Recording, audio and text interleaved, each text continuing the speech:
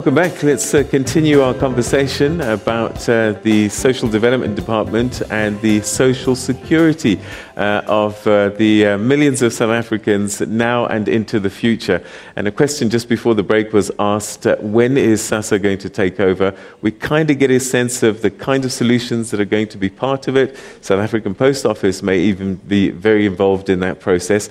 Warwick, you're working with work streams coming up with the types of platforms. I know before we went on air that you said that our system in its present form is actually a world leader. So you're busy improving something that's already leading in this space. Yeah, look, the technology is quite sound as it stands, and the operating models. Some of the challenges lie around compliance issues relating to deductions and other such challenges. There's an element around risk management where an enormous amount of money can be saved averting fraud. And SASSA is better set up to perform those functions than any given bank or other such institution. And it's those key functions that SASSA seeks to insource. And that function is well underway. There are a part of our work stream that have had experts looking at international best practices. And as it stands, a lot of the practices SASSA already performs are meeting international standards, if not exceeding them. Where SASSA needs to go next is to take those sound operating models and apply a level of governance to them that prevents future deduction issues, that lowers the fraud. There's also the fact that SASSA is moving into a digital transformation. And with that digital transformation, there's a cybersecurity problem, and there are a number of other such problems. And you don't want to go into a digital environment without making sure you're extremely secure. Otherwise, the current risk exposure, while being prevented through these new systems, could introduce new problems from international crime syndicates. And so there's a lot of complex considerations that go into that process. 12 months, will we be ready? In 12 months, certainly a significant chunk of the SASSA readiness will be in place. By then we will certainly have some elements of deduction management. The big challenge is data governance, and SASSA taking full control of the data that it owns and ensuring that in the future service providers are not able to abuse that data in a way that could lead to conflicts with the social assistance agenda. Okay. Let me go to the floor. Deputy Minister Henrietta Bokopane-Zulu is with us. And I know that food parcels continues to be something that's critically important, even things like school uniforms. Can you tell us a little bit about that aspect of securing our people? Can we get a microphone to Deputy Minister? Yep, there we go. Thank you very much, Peter. I always thought that it should be free breakfast, where you can come eat and go home. But firstly, I need to say that SASSA is not only about the cash transfers that has caused a lot of drama. It's more than that. It's an agency that over and above the 17 million plus that they need to pay different amounts every month. It's also about ensuring that those that don't qualify for these cash transfers are fed, and that what you call food parcels, which is actually social relief of distress, is delivered at every household every month to more than 7 million people. Secondly, is to ensure that President Zuma and the ANC-led government ensured that when he came into office, children who are poor get access to free uniforms. And that is important, that in all of this social security, we also provide free uniforms to make sure that a poor child looks like any other child. And in getting all of this done, the minister has already picked up on the cooperatives and the development of young people. We don't buy our uniforms. Women in the community makes the uniforms and are able to sustain their families. We buy the food that forms part, the vegetables, from small-hold farmers, including the backyard, one garden, one family initiatives. So you can see we are beginning to spread our social security money, to keep it in the communities over and above the many other interventions. Thank you very much. Thank you very much indeed, Deputy Minister. And we're going to stay on the floor. Let's go to Pinky. Is it Numa? Table number 1.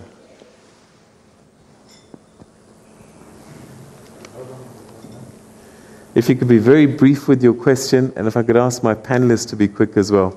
Yeah. Thank you, Peter.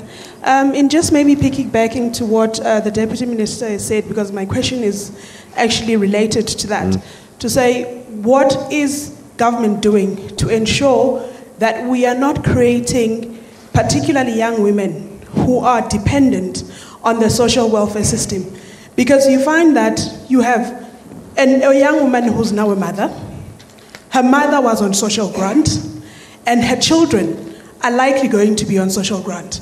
How do we then make sure that the outsourcing that is happening in terms of cooperatives that are producing the food, sewing the uniforms, these people who are beneficiaries actually participate in creating the very uniforms that their children are going to wear? Okay. Thank you. All right. Okay, fantastic. Pumzile, table number 10. You're going to have to say your surname. I can't quite read your doctor's writing. Pumzile Mapalala. Okay, right. Is that an L? Yes, it's an L. I would also like to commend the Minister and his team for the good work that they've done to deliver the social grants to the communities timelessly. Well done, Minister, and your team.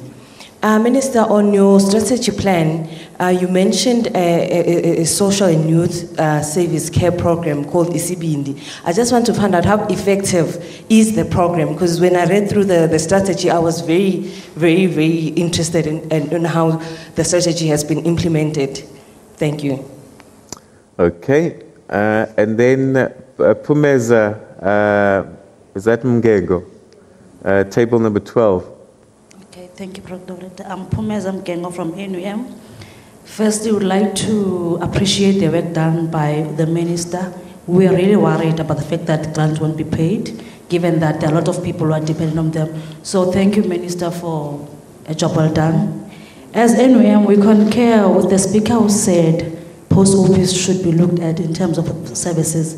But I would like to extend by saying, what if the post office can be mobile services that are going to be rendered to the remote rural areas, because most of the people, they won't be able to go and to the post office given the transport constraint. And again, Minister, as NUM, we'd like to inform you that as women in the NUM, we are running a program of giving sanitary towels to all the girl child in the primary schools. We've already done 4 provinces. It's Gauteng, Rustenburg, and Free State.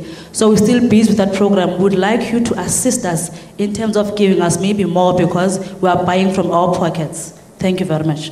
Okay. Okay. Do you want to address those questions, Minister? Quickly. Yeah. The first one is that already working together with NDA, Social Development, SASA, we have trained close to 380 cooperatives. And the cooperatives we have trained are the ones that we can buy from, because we don't want to create for other departments. So that's one of our commitments. But secondly, it's caregivers that are part of cooperatives, as well as those that are from indigent families. But also they must show interest and work very hard. And then thirdly, yes, we are working with young women, but we need to define and characterize clearly the cycle of poverty that is taking place in our communities. It's because we've been poor for quite a long time, and then we are going to move gradually. It's not going to be instant. And also, people are worried about us creating dependency. And at the same time, we are saying there is a bigger gap growing between the rich and the poor. And this in itself says we need to come with stronger programs that are going to support everyone who is unemployed. Lastly, the issue also of dependency must be thought through very well or deeply, because most of the time the issue of dependency comes from liberals or the right-wingers when they see people, ordinary people growing. You will see, if you read the history of social security, Ronald Reagan, Margaret Thatcher were the ones who started to chastise social security. Right. And therefore that in itself says that social security works, and we don't have to sit down, we have to improve on a daily basis so that we nip poverty in the bud. Okay. Brenton, looking at the long-term future, 53 million people is a lot of people. Is it sustainable? We want to make sure that we take care of the poor and those that are vulnerable. But are you designing a system that is sustainable, that actually, we can build roads and not constantly be handing out grants? That maybe we should be finding a system that's going to take care of people, but is not going to be drained on the fiscus. Peter, I think Minister answered that question when she said the gap between the wealthy and the poor are growing. Yeah. And what really is not sustainable is inequality. Right. Just from a very basic look at things, if you redistribute money from the wealthy to the poor, you grow your economy. The demand of you, because what you're doing is you're redistributing demand. The poor demand more basic goods and services, food, clothing, etc. Right? And those are the skills we have. The rich, when the money concentrates amongst themselves, they demand gadgets. They want to import things. We don't necessarily have those skills. So this redistribution cycle actually creates the sustainability, grows the economy, creates jobs. That's a very brief answer. All right, okay. No, that's fantastic. Okay, we're running out of time, and unfortunately we're going to have to start wrapping up. But Tim, I just want you to give us a final thought in terms of how can we ensure that we're not in this situation again? Have we ticked all the legal boxes? The next time we appear before the Constitutional Court, will that be the last time? Oh, thanks, Peter. I should put it from the outset that the desired legal solution on this kind of work follows behind the desired technical solution, right? The lawyers are there to guide, advise, and resolve, obviously, problems in law as they arise. I hope not. However, I must really throw caution to the wind because we've got a 12-month period. But fortunate for everyone, the court has given an avenue for SASSA and the ministry to come back to court in the event that they realize that what they have now is a plan will not materialize, or there will be delays. They'll have to go. They've got the opportunity to get back to court. Okay. Obviously, the court is avoiding what happened in the past. Right. And the last point I would need to make, it's quite important that our people, our media, they take time and trouble and read, and so that they can report responsibly, on these kind of matters. Okay, Minister, 15 seconds to give a final word. NUM, I think you should lead the partnership. We're prepared to work with you. Then, secondly, the issue of Isibindi. I wish, Peter, we could have a day where you will talk to the kids that are a part of Isibindi.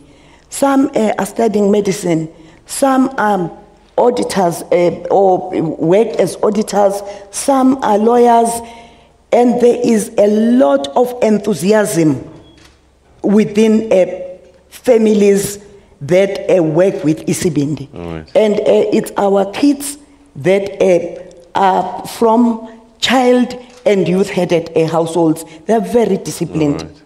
Unfortunately, we've run out of time, but thank you very much indeed for the conversation and clearing up a few issues for us and charting a way forward. So, Social Development Department Minister Batabile Dlamini leading that conversation. Then that's where we're going to leave it for the time being. We want to thank you very much for joining us. Our next conversation, I think, will be taking a look at local government. They're busy in a conference at the moment, and we'll be discussing the outcomes of that very, very soon. So watch out for that. From us, have a great day, everybody. Take care. Bye-bye.